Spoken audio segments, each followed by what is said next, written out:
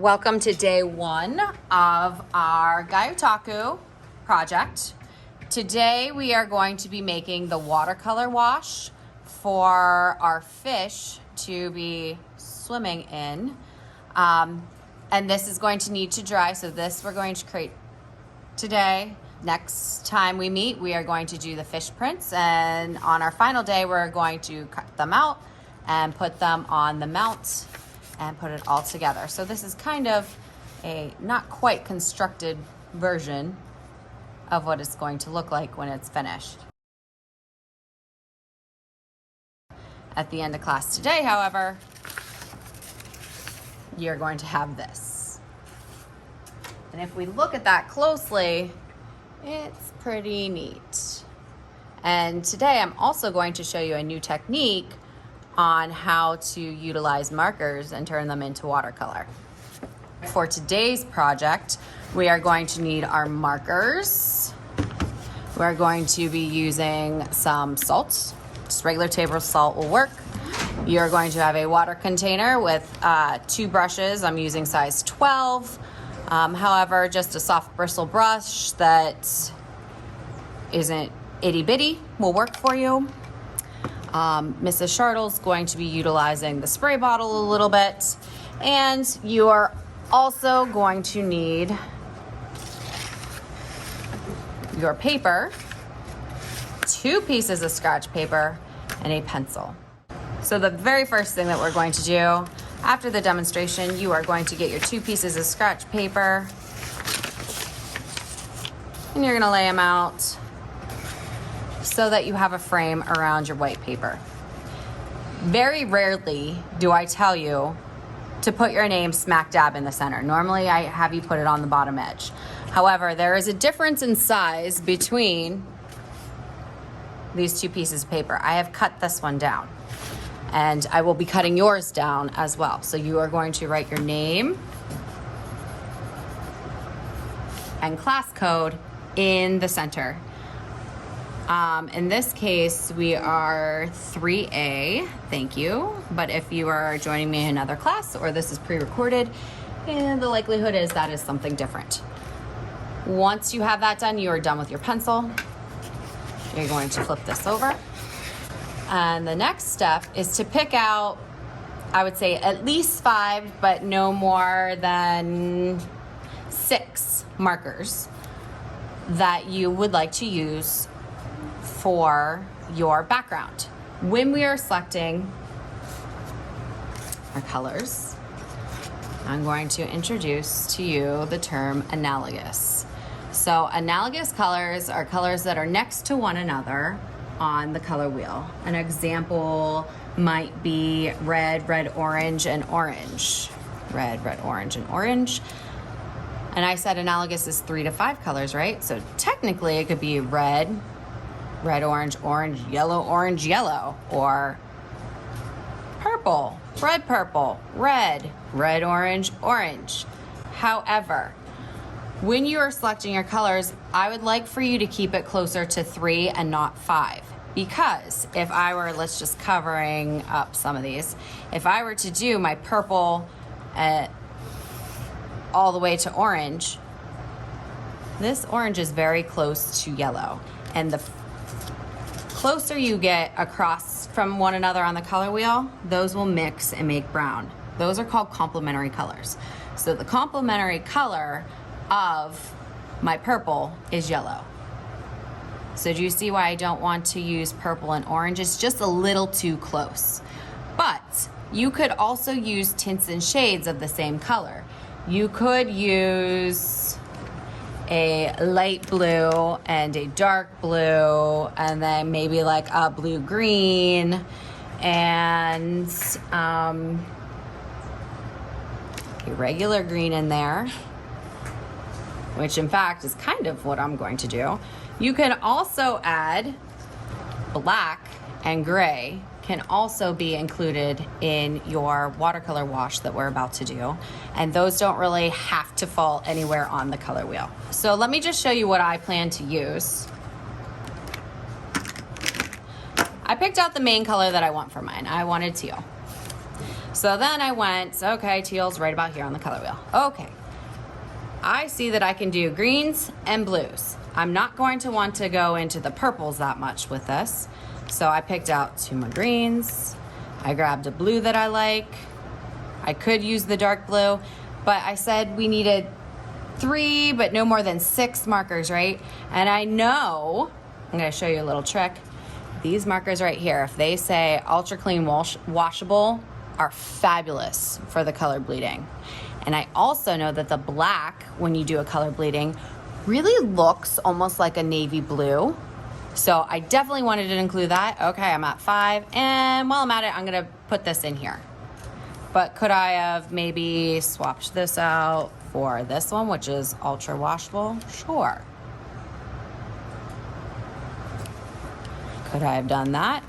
Yeah, I think I am gonna do that actually. So make sure that your colors are close to one another on the color wheel.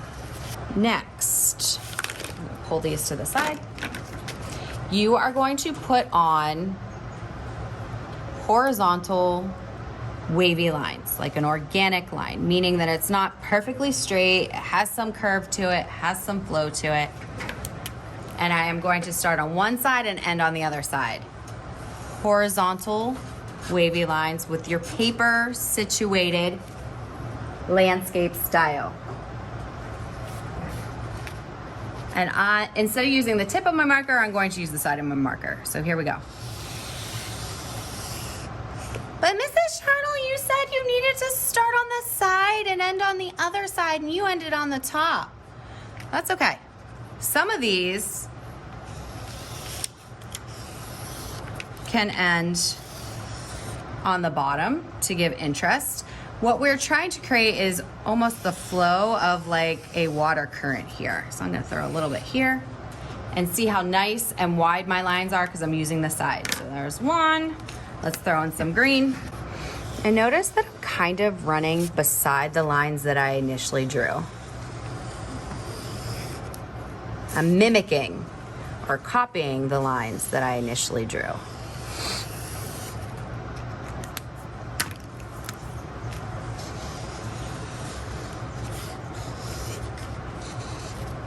So this line right here can't really fit. I'm just gonna like go back with it, and then I'm gonna make a shape in here with this.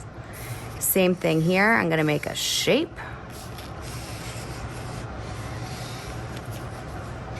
And this is gonna be like a pocket of water.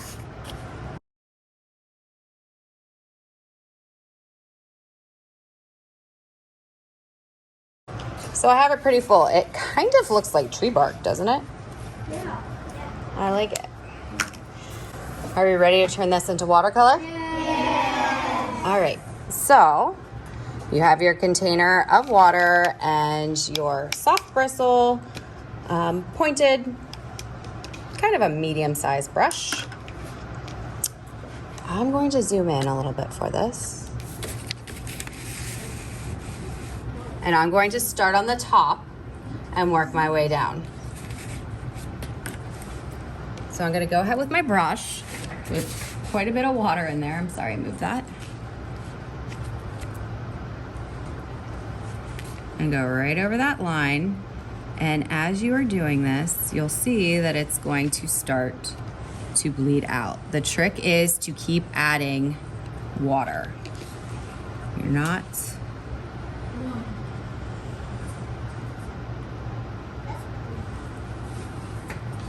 So I'm kind of painting the spaces between the lines.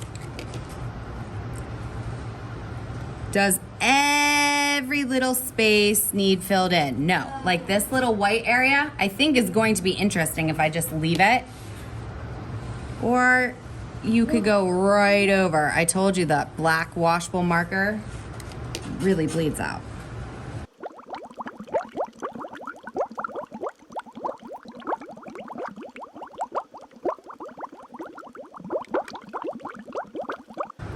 All right, I'm going to finish the rest of this off camera, but if we take a really close look, we already have areas that are really bleeding out in a very interesting pattern here.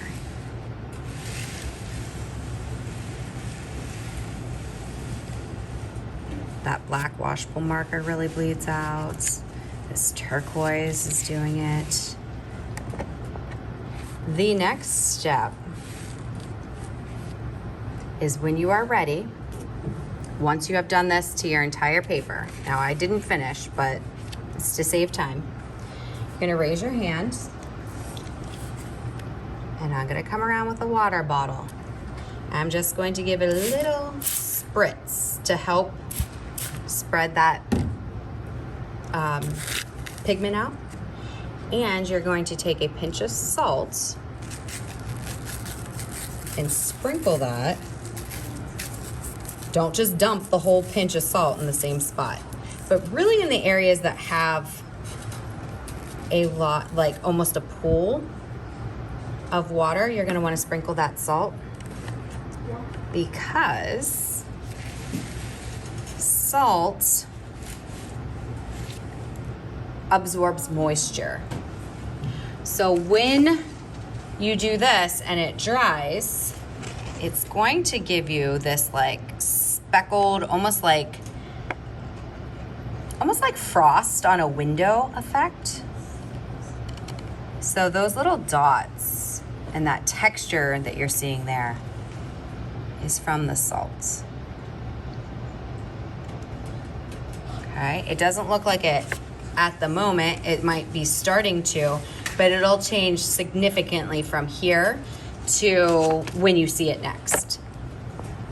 All right, so when you are all finished with this, one, you need to make sure that you don't have salt on your table and that the salt that is on your table does not go onto the floor, because salt is also extremely slippery on our floors. So if we get a bunch of it on the floor, kids are gonna be slipping for the rest of the day. Two, you really only need one piece of scratch paper for the drying rack. You're gonna slide this onto your scratch paper, all right? So it's just giving it a little extra support. You're gonna carry it to the drying rack. Mrs. Shirtle, mine's running. Well, one, you need to try to carry it level, but two, a little bit of running is actually going to be good, because our goal was to color bleed, right? So we're going to carry this to the drying rack. These can go back in the sink. Your markers will be put away, and these cups will be collected and returned to counter 1 at the end of class. Do we have questions on this part of the project? Go ahead. Pink's not really on the color wheel, so are we still allowed to use it? The question was, can we use pink? And the answer is absolutely. Pink is a tint of what other color? Yell it out. Red. Pink is a tint of red, which means that you've taken red and added white to it. So when you are using pink, you need to be looking at the red family and what colors might go with that. So either the reds to the purples. If you're doing pinks and purples, that'd be very pretty. Or if it would be very tropical if you went yellows and pinks. The question was, do you have to copy the shape of the line above it with your next line? And the answer to that is yes, to some degree. You want to remember when I was drawing this out, I drew this teal line first, and then my next one I came close to it. So I'm building off of the teal, and I am mimicking or copying the shape of that. But you saw I went a little different here and there. You want to copy the shape for the most part. The question was, how much salt are you allowed to put on? The answer is a pinch. That much. Let's sprinkle it all about.